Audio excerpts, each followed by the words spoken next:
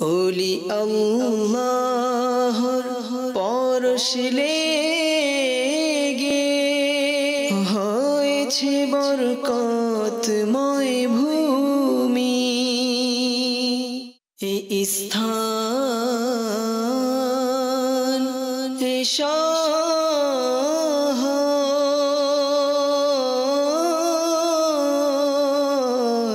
কেন এত দামি? ওলি আল্লাহর পরশ লেগে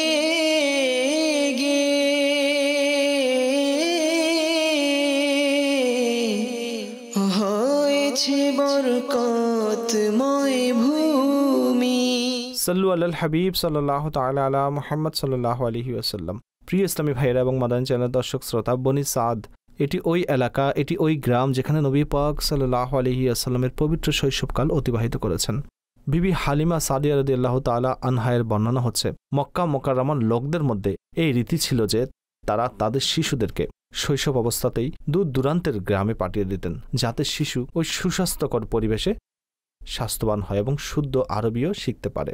প্রিয় নবী সাল্লাল্লাহু আলাইহি ওয়াসাল্লাম শৈশবে আবুল আহাবের দাসী সুয়াইবার দুধ পান করেছেন। অতঃপর তার মা বিবি আমেনা রাদিয়াল্লাহু তাআলা আনহার দুধ পান করতে থাকলেন। অতঃপর এই সৌভাগ্য বিবি হালিমা রাদিয়াল্লাহু তাআলা আনহার নিকট নবী পাক সাল্লাল্লাহু আলাইহি ওয়াসাল্লাম নিজের জাহিরি হায়াতের প্রথম 2 বছর এই অলিগলিতে, এই এলাকাতে কাটিয়েছেন। বিবি হালিমা সাদিয়া রাদিয়াল্লাহু তাআলা আনহা বলেন, যখন আমি পবিত্র মক্কায় গেলাম তখন আমার দারিদ্র্য অবস্থা চলছিল। আমার স্তনেও এতটা দুধ ছিল না যে আমি আমার নিজ সন্তানকে পেট ভরে দুধ পান করাবো। আমার একজন পুত্র সন্তান ছিল, সে ক্ষুধায় কান্না করত। আমার বাহন যেই খচ্চরটি ছিল সেটিও অনেক জীর্ণ শীর্ণ ছিল, যা নিয়ে আমি মক্কায় পৌঁছলাম। পথে কাফেলার পেছনে পড়ে থাকতাম। কাফেলা আমার কারণে পেরেশান হতো, কেননা আমার বাহনটি খুবই ধীর গতিতে চলত। অবশেষে মক্কায় পৌঁছলাম, আর কাফেলার সবাই লালন পালনের জন্য শিশু পেয়ে গেল। কিন্তু যেহেতু আমার স্তনে দুধ কম ছিল, নিজেও দারিদ্রতার শিকার ছিলাম, তাই কেউ আমাকে তার বাচ্চা দিল না। আর অপরদিকে যেহেতু নবী পাক সাল্লাল্লাহু আলাইহি ওয়াসাল্লামের পিতা ইন্তেকাল করেছিলেন, হযরত আব্দুল্লাহ রাদিয়াল্লাহু তাআলা আনহু ইন্তেকাল হয়েছিল, তাই লোকজন কোনো এতিম শিশুকে নেয়ার জন্য প্রস্তুত ছিল না, কেননা ওই শিশুকে যখন নিয়ে আসবে এবং লালন পালন করে ফিরিয়ে দেবে তখন কোনো বড় উপহার পাওয়া যাবে না। এদিকে বিবি হালিমা সাদিয়া রাদিয়াল্লাহু তাআলা আনহাকে কেউ বাচ্চা দিল না। ওইদিকে প্রিয় নবী সাল্লাল্লাহু আলাইহি ওয়াসাল্লামকে কোনো মহিলা এই আশঙ্কায় নিল না যে যদি এতিম শিশুকে নিয়ে যায় তাহলে কি আর উপহার পাব। কিন্তু হালিমা সাদিয়া রাদিয়াল্লাহু তাআলা আনহার ভাগ্য সুপ্রসন্ন হওয়ার ছিল। তিনি প্রিয় নবী সাল্লাল্লাহু আলাইহি ওয়াসাল্লামকে এতটা ভেবে নিয়ে নিলেন যে খালি হাতে ফিরে যাওয়াটা উচিত হবে না, একটি শিশুকে অন্তত সাথে নিয়ে যায়। কিন্তু এখন হালিমা সাদিয়া রাদিয়াল্লাহু তাআলা আনহার বর্ণনা হচ্ছে, যখন আমি নবী পাক সাল্লাল্লাহু আলাইহি ওয়াসাল্লামকে নিজের তাঁবুতে নিয়ে আসলাম, তখন আমার ওই স্তন, যা আমার সন্তানের দুধও ঠিকভাবে পূরণ করতে পারত না, তা এমনভাবে দুধে পূর্ণ হলো যে প্রিয় নবী সাল্লাল্লাহু আলাইহি ওয়াসাল্লাম তৃপ্তি সহকারে দুধ পান করলেন। আর তার যে সন্তান ছিল দামরা, সেও তৃপ্তি সহকারে দুধ পান করল। হালিমা রাদিয়াল্লাহু তাআলা আনহা বললেন, যখন মক্কা থেকে ঘরে প্রত্যাবর্তন করছিলাম, সেই খচ্চর যা সবার পেছনে পড়ে থাকতো এখন তা সবার আগে আগে চলতে লাগলো। কাফেলাওয়ালারা বলল, হালিমা তুমি কি নতুন কোনো খচ্চর কিনেছ? তখন আমি বললাম, না, এটি ওই খচ্চরটি। আমরাও খুব অবাক হলাম। যখন আমরা বনি সাদ গোত্রের গ্রামে পৌঁছলাম, তখন আমার পশুপাল যাদের স্তন একেবারেই শুষ্ক ছিল তা দুধে পূর্ণ হয়ে গেল।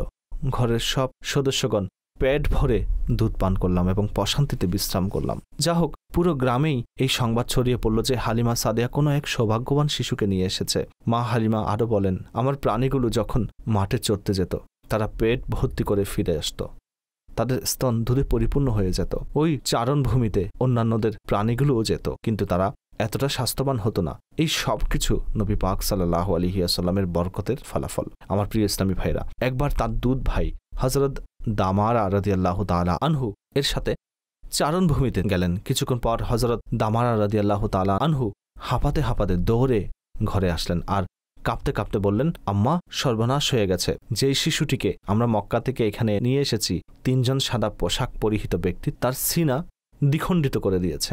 বিবি হালিমা সাদিয়া রাদিয়াল্লাহু তাআলা আনহা তার স্বামীর সাথে দৌড়াতে দৌড়াতে সেখানে গেলেন। আতঙ্কিত ছিলেন, কিন্তু দেখলেন যে প্রিয় নবী সাল্লাল্লাহু আলাইহি ওয়াসাল্লাম সুস্থ রয়েছেন। জিজ্ঞাসা করা হলো, কি হয়েছে পুত্র? তখন বললেন, 3 জন সাদা পোশাক পরিহিত ব্যক্তি যাদের দাঁড়িয়ে ছিল তারা আসলেন, আমার বুককে দ্বিখণ্ডিত করলেন, আমার সিনা থেকে কোনো একটি বস্তু বের করলেন, পুনরায় সিনাকে বন্ধ করে দিলেন, কিন্তু আমার একটুও কষ্ট অনুভূত হয়নি। যা হোক, পরবর্তীতে ওলামায়ে কেরাম এর ব্যাখ্যা করেছেন, হাদিস দ্বারাও এই বিষয়টি সাব্যস্ত হয় যে এটি বক্ষ বিদীর্ণ এর মুজিজা ছিল। আমার নবীর পবিত্র অন্তর কলব মোবারকে নূর ঢালা হয়েছিল, আর এই বক্ষ বিদীর্ণ করার ঘটনা সর্বমোট 4 বার হয়েছিল।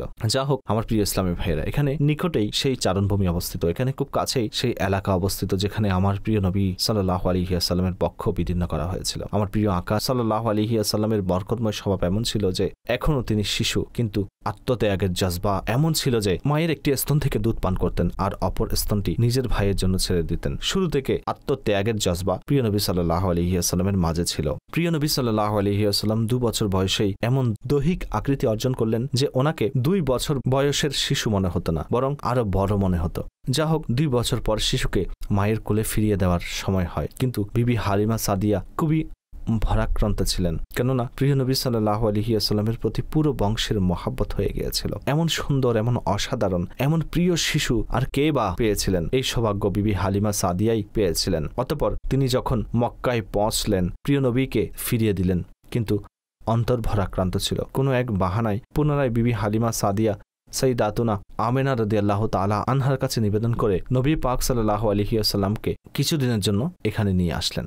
আমার প্রিয় ইসলামী ভাইরা, এটি সেই উপত্যকা যেখানে আমাদের প্রিয় নবী সাল্লাল্লাহু আলাইহি ওয়াসাল্লামের পবিত্র শৈশবকাল কেটেছিল। এখানে বিবি হালিমা সাদিয়া রাদিয়াল্লাহু তাআলা আনহার বাসস্থান ছিল, এখানেই সেই চারণভূমি ছিল। কেমন দৃশ্য ছিল তা আমার ওই কবিতা স্মরণে আসছে। হায়, আমার অন্তর এখানে এসে পরিতৃপ্ত হয়েছে। হেই বাতাস, হে পাহাড়, তুমি তো আমার নবীকে দেখেছ। মহান রব্বুল আলামিনের এই সকল মুবারক জায়গার উসিলায় আমাদের সবাইকে মাগফিরাত দান করুক, আমাদেরকে এবং আপনাদের সবাইকে এই পবিত্র স্থানগুলো জিয়ারত করার তৌফিক দান করুক। আমিন বিজাহিন নবীল আমিন সাল্লাল্লাহু আলাইহি ওয়াসাল্লাম। সাল্লু আলাল হাবিব সাল্লাল্লাহু তাআলা আলা মুহাম্মদ সাল্লাল্লাহু আলাইহি ওয়াসাল্লাম। এই স্থান, এই শহর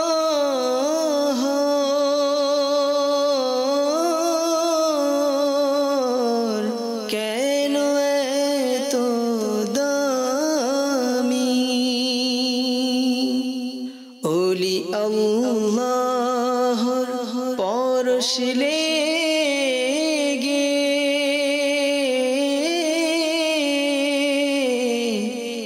হয়েছে বরকতময় ভূমি। তুমি যদি হতে চাও খোদার প্রিয়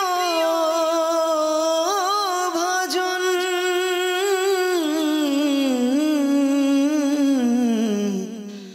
ভালোবাসো তারে যিনি হয়েছে তার প্রিয় ভজন।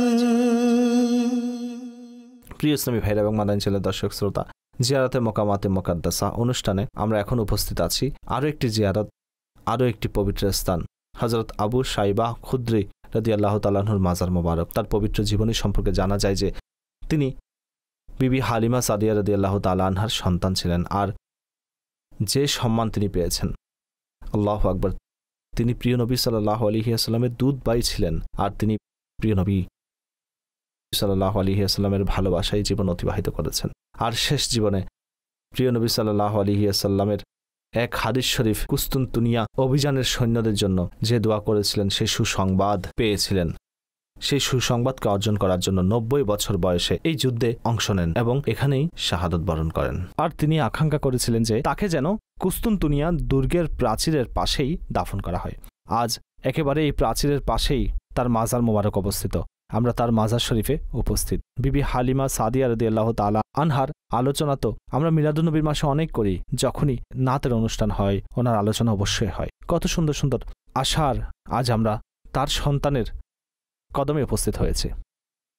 কবি বলেছেন, দাই হালিমা জাগ উঠে তেরে বড়ে নসিব, দাই हलीमा जाग उठे तेरे बड़े नसीब गोदी विच तेरी नबियां दे सरदार आ गए. We are present at the court of Sahabi Rasul called Hazrat Sayyidina Abu Shayba al-Khudri radiyallahu ta'ala anhu. He was the foster brother of Prophet Muhammad sallallahu ta'ala alayhi wa alihi wasallam.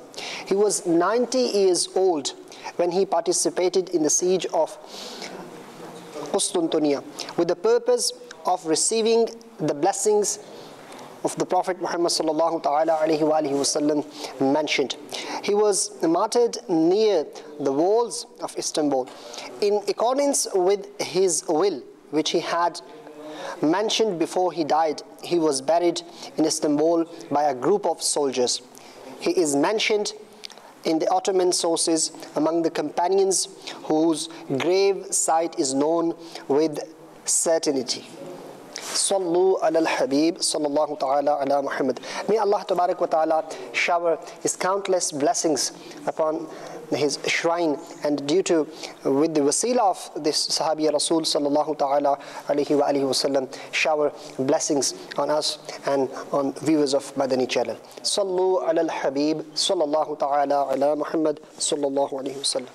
আমার ডান দিকে রাসূল সাল্লাল্লাহু আলাইহি ওয়াসাল্লামের একজন সাহাবীর মাজার রয়েছে, এই দিকেও আল্লাহ রাসূলের সাহাবীর মাজার রয়েছে। এখন বাহির থেকে আমরা ভেতরে এসেছি, সেখানেও একজন সাহাবীর মাজার রয়েছে। আমি ভেবেছিলাম যে সাহাবাদের ব্যাপারে তো আমরা এই বর্ণনা পাই যে তারা নিঃসন্দেহে জান্নাতি, সবাই জান্নাতে যাবে, অর্থাৎ আমি এক প্রকার অনুভব করছি যে আমি জান্নাতীদের মাঝে দাঁড়িয়ে আছি।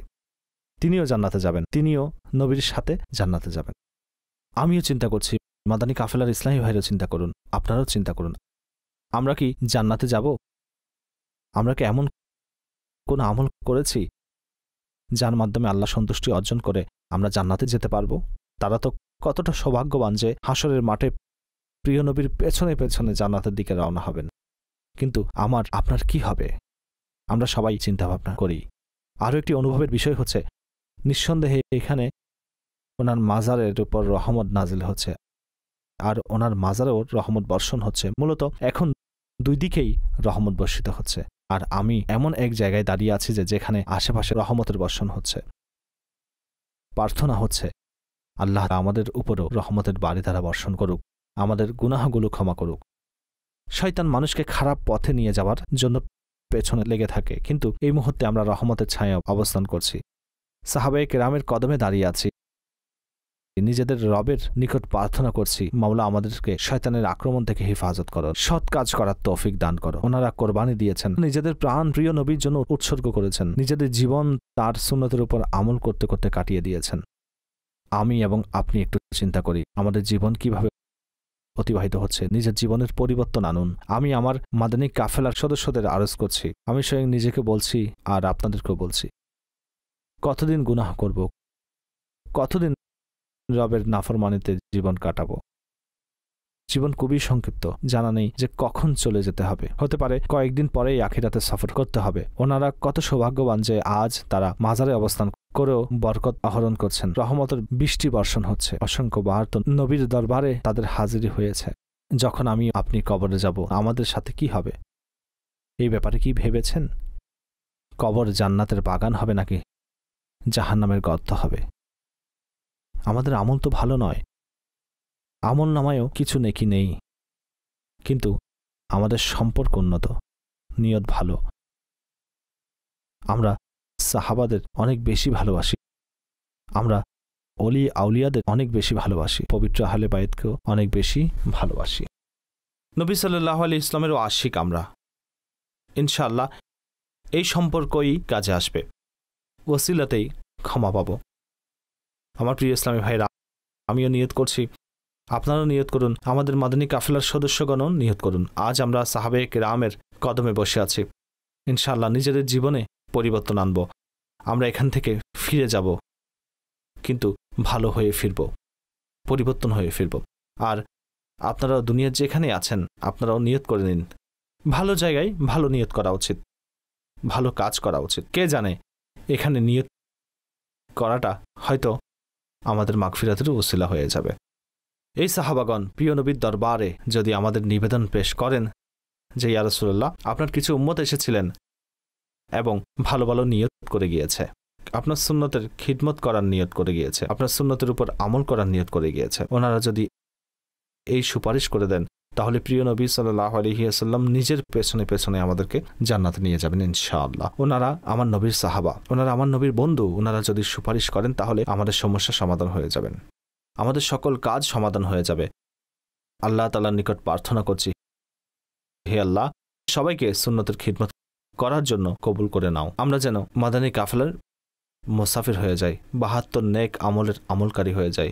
নবীর সুন্নত প্রচারের জন্য তারা মদিনা ছেড়েছেন, আজ তুরস্কের ইস্তাম্বুলে তাদের মাজার সবকিছু তো ছেড়ে দিয়েছেন তারা। হে আল্লাহ, আমাদেরকে নিজ মাতৃভূমি ত্যাগ করে, নিজ ঘর বাড়ি ত্যাগ করে বেশি বেশি মাদানী কাফেলায় সফর করার তৌফিক দান করো, আত্মত্যাগ করার জজবা দান করো, সাহাবায়ে কিরামের পথে চলার তৌফিক দান করো। আমিন বিজাহিন নবীল আমিন সাল্লাল্লাহু আলাইহি ওয়াসাল্লাম। আমাদের সঙ্গে থাকুন, আরো অনেক কিছু জিয়ারত হবে, অসংখ্য মাদানী ফুল সংগ্রহ করব। আল্লাহ তাআলা আমাদের সবাইকে দুনিয়া ও আখিরাতের বরকত দান করুক। সাল্লু আলাল হাবিব সাল্লাল্লাহু তাআলা আলা মুহাম্মদ। মাদানী চ্যানেলের দর্শকবৃন্দ, আসুন আমরা আপনাদেরকে একটি আশ্চর্যজনক ঈমান সতেজকারী দৃশ্য দেখাই। যখন দাওয়াত ইসলামীর মাদানী কাফেলা রাসূলের সাহাবী হযরত আবু শাইবা রাদিয়াল্লাহু তাআলা আনহু এর মাজারে দোয়ায় রত ছিল, হঠাৎ হযরতের মাজার মোবারকে কম্পন তৈরি হয়, যা আমাদের ক্যামেরা ধারণ করেছে। আসুন এই দৃশ্যটি দেখি। আলহামদুলিল্লাহি রাব্বিল আলামিন ওয়াসসালাতু ওয়াসসালামু আলা সাইয়্যিদিল মুরসালিন মাওলায়ে করিম। আমাদের গুনাহগারদের এই দরবারে হাজিরি কবুল করো। মালিকে করিম, আমরা গুনাহগারদের উপস্থিতি তোমার দরবারে কবুল করে নাও। পরওয়ারদিগার, সাহেবে মাজারের ফয়েজ বরকত দান করো। সাহাবে রসুলের দরবারে যা কিছু রহমত বর্ষিত হচ্ছে তার থেকে আমাদেরকেও দান করো। যারা দুঃখ কষ্ট পেরেশানি নিয়ে উপস্থিত হয়েছে এই পবিত্র মাস, এই পবিত্র মাজারে আমরা উপস্থিত, আমাদের সকলের হাজিরি তোমার দরবারে কবুল করো। আমাদের সকল দুঃখ কষ্ট পেরেশানি দূর করো, দুনিয়া ও আখিরাতের পেরেশানি থেকে হিফাজত করো। হে আল্লাহ, বিনা হিসাবে আমাদের সবাইকে জান্নাত দান করো। আমাদেরকে, আমাদের পিতা মাতাকে এবং প্রিয় নবী সাল্লাল্লাহু আলাইহি ওয়াসাল্লামের সকল উম্মতকে ক্ষমা করো, দুনিয়া ও আখিরাতের পেরেশানি থেকে হিফাজত করো। হে আল্লাহ, বিনা হিসাবে আমাদের সবাইকে জান্নাতে প্রবেশ করার তৌফিক দান করো।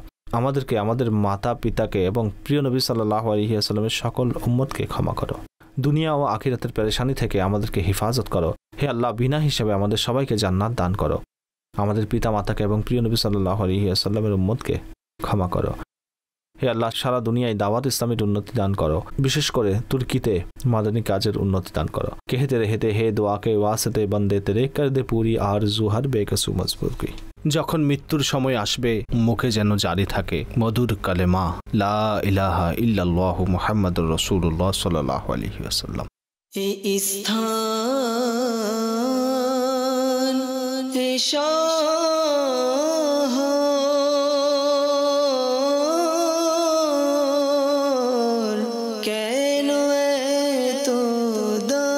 প্রিয় ইসলামী ভাইয়েরা, এই মুহূর্তে আমরা সাফাভি পৌঁছেছি। এটি ইরাক সীমান্তের নিকটবর্তী একটি শহর। এখন আমাদের বাকি সফর অন্য গাড়ির মাধ্যমে হবে, কেননা আমরা যেখানে যাব সেখানে এই গাড়ি কাজে আসবে না, আমাদের 4 হুইল ড্রাইভ গাড়ির প্রয়োজন হবে, যার ব্যবস্থা আমরা করছি। আমরা আমাদের খাবার পার্সেল করে সেখানে যাব, ইনশাআল্লাহ খাবারও সেখানে খাবো। আপনারা হয়তো ভাবছেন এখন আমি আপনাদেরকে বলিনি যে আমরা কোথায় যাচ্ছি, গাড়িতে বসে এরপর আপনাদেরকে বলবো। প্রিয় ইসলামী ভাইয়েরা, রুটির দোকান অনেক দেখেছি আমরা, কিন্তু জীবনে এই প্রথম আমরা এত বড় রুটি দেখলাম। আপনারা এর সাইজ দেখতে পাচ্ছেন না। আরেকটি বিষয় জানতে পেরেছি, এই গরম গরম রুটি মাশাআল্লাহ খুব সুঘ্রাণ আছে। এই রুটি কেজি দরে বিক্রি হয়। দেখুন কোথায় কেমন নিয়ম। আর যদি আপনি পিস হিসেবে নিতে চান তাও নিতে পারেন। আর এই রুটি কিভাবে তৈরি হয় সেটা আমি আপনাদেরকে দেখাচ্ছি। রুটির খামিরের গোল্লা দেখুন কত বড়। একটি প্ল্যান্ট রয়েছে, সেখান থেকে তৈরি হয়ে আসে। সম্ভবত ঘরের সবাই মিলে একটি রুটি খেতে পারবে। আর আরও একটি কথা আপনাদেরকে বলছি, এই রুটি অনেক সস্তাও, বাংলাদেশের টাকায় মাত্র 10 টাকায় এত বড় রুটি পাওয়া যায়। এই জায়গার নাম হচ্ছে সাফাবি। আমরা সামনে যে জায়গায় জিয়ারতের উদ্দেশ্যে যাব, চলুন সেই জায়গায় যাই। এর পূর্বে আমরা এই রুটি নিয়ে নিই। ইরাক শরীফ এখান থেকে খুব নিকটেই, সীমান্ত রয়েছে এখানে। আর ইনশাআল্লাহ এখন আমরা জিয়ারতের উদ্দেশ্যে যাব। এই স্থান এ শহর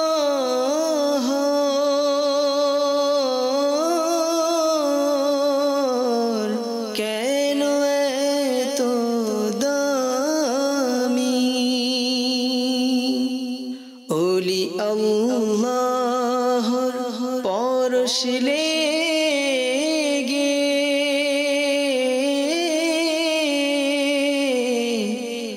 হয়েছে বরকতময়। প্রিয় ইসলামী ভাইয়েরা, আমরা সাফাবি থেকে পুনরায় আম্মান এর দিকে যাচ্ছি। যদি আপনারাও এখানে আসতে চান তবে সাফাবি এর 15 কিলোমিটার আগে বাকাইয়া বিয়ার বোর্ড আসবে। আর যদি আপনি আম্মান থেকে আসতে চান তাহলে প্রায় 2 বা সোয়া 2 ঘন্টার সময় লাগবে এখানে আসতে। এখন আপনারা দেখছেন আমরা আমাদের গাড়িগুলো দাঁড় করিয়ে রেখেছি এবং আমরা 2টি 4 হুইল ড্রাইভ গাড়ি নিয়েছি। এর কারণ হলো এখন যে রাস্তা আছে তা হলো কাঁচা রাস্তা। প্রথমে আপনারা একটু এই এলাকাকে দেখুন। পুরো এলাকাতে আপনারা একটি গাছও দেখতে পাবেন না, কোনো সবুজ চিহ্ন নেই, কোনো বৃক্ষও নেই। আমাদের দর্শকদের একটু রোডের ওই পাশটা দেখান, টোটাল অল দি ওয়ে। আপনি দেখুন পুরো এলাকায় একটুও সবুজ চিহ্ন পর্যাপ্ত নেই, একেবারে বিরান ভূমি, কোনো সবুজ নেই। এখন আমি আপনাদের বলছি যে আমরা কোথায় যাচ্ছি।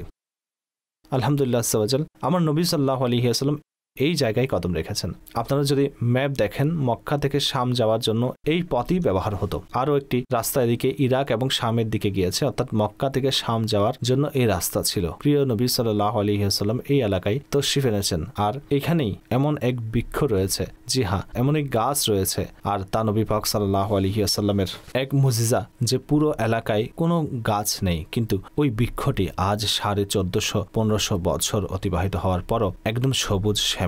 ওই বরকতময় বৃক্ষ জিয়ারত করার জন্য যাচ্ছি। আমরা অনেক আনন্দিত আলহামদুলিল্লাহ। আমরা ওযু অবস্থায় যাচ্ছি, কাফেলার সবাই ওযু করে নিয়েছি। ইনশাআল্লাহ সেখানে হাজিরি দিব, সেখানেই নামাজ আদায় করব। কিছু সময় ওই বৃক্ষের ছায়ায় আমরাও সময় কাটাবো। ওই বৃক্ষকে ইনশাআল্লাহ নিজেদের ইমানের সাক্ষীও বানাবো, আর সেই ইমান সতেজকারী দৃশ্য আপনাদেরকে দেখাবো। আমার নবী সাল্লাল্লাহু আলাইহি ওয়াসাল্লাম কিছুক্ষণ সময় যে বৃক্ষের নিচে কাটিয়েছেন তা সবুজ শ্যামল হয়ে গিয়েছে। অন্যান্য সব গাছ নিঃশেষ হয়ে গেছে, কিন্তু ওই গাছ এখন অবশিষ্ট রয়েছে। তাহলে আমার নবী সাল্লাল্লাহু আলাইহি ওয়াসাল্লাম এখন কেমন হায়াতে মোবারকায় রয়েছেন, যিনি একটি বৃক্ষকে কিছুটা সময় দান করার কারণে সেটা জীবিত থাকে, তা মারা যায় না। তাহলে নবী পাক সাল্লাল্লাহু আলাইহি ওয়াসাল্লামের হায়াত, আমার নবী সাল্লাল্লাহু আলাইহি ওয়াসাল্লাম জীবিত হওয়ার ব্যাপারে কার সন্দেহ থাকতে পারে? তাই তো আল্লাহ হযরত লিখেছেন, আল্লাহর শপথ তুমি জীবিত, আল্লাহর শপথ তুমি জীবিত, কিন্তু আমার এই 2 চোখ তোমায় দেখার ক্ষমতা রাখে না। আসুন যাই সেই বৃক্ষের নিকট।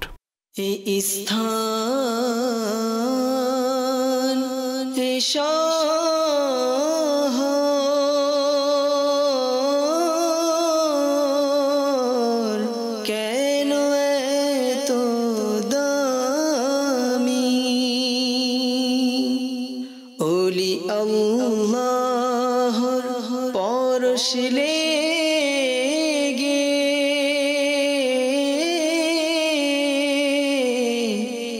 হয়েছে বরকতময় ভূমি। তুমি যদি হতে চাও খোদার প্রিয়। প্রিয় ইসলামী ভাইরা, সেই পবিত্র বরকতময় বৃক্ষের নিচে আমরা উপস্থিত হয়েছি, আর এই চারিদিকে বাউন্ডারি বানিয়ে দেওয়া হয়েছে, একটি গেটও রয়েছে। আসুন আমরা ভেতরে যাই। আপনারাও দরুদ শরীফ পাঠ করতে থাকুন আমার প্রিয় ইসলামী ভাইরা।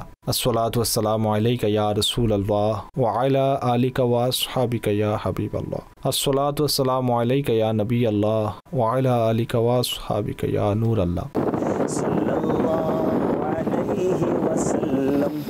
সাল্লাল্লাহু আলা মুহাম্মদ সাল্লাল্লাহু আলাইহি ওয়াসাল্লাম সাল্লাল্লাহু আলা মুহাম্মদ সাল্লাল্লাহু আলাইহি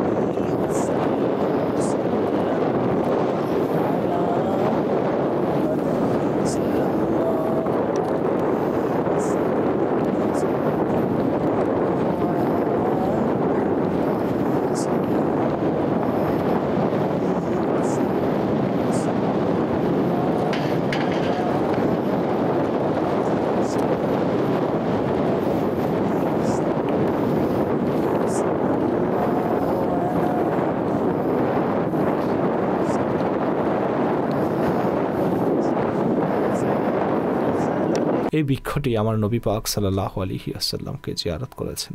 হযরত ঈসা আলাইহিস সালাতু সালাম ও এখানে আগমন করেছেন। আমার নবী সেই নবী যাকে বৃক্ষ ভালোবাসে, যাকে গাছও ভালোবাসে, পাথরও ভালোবাসে। মাওলা আলী রাদিয়াল্লাহু তাআলা আনহু বলেন যে নবী পাক সাল্লাল্লাহু আলাইহি ওয়াসাল্লামের সাথে আমি একবার মক্কার একটি এলাকায় গেলাম। আমরা যে বৃক্ষের পাশ দিয়ে অতিক্রম করতাম, যে পাথরের পাশ দিয়ে অতিক্রম করতাম, তা নবী পাক সাল্লাল্লাহু আলাইহি ওয়াসাল্লামকে সালাম পেশ করত। এই বৃক্ষকে আমরা আমাদের ঈমানের সাক্ষী বানাচ্ছি। হে প্রিয় বৃক্ষ, তুমি সাক্ষী থাকো আমি মুসলমান, লা ইলাহা ইল্লাল্লাহু মুহাম্মাদুর রাসূলুল্লাহ সাল্লাল্লাহু তাআলা আলাইহি ওয়া আলিহি ওয়াসাল্লাম। ওলি আল্লাহর পরশ লেগে হয়েছে বরকত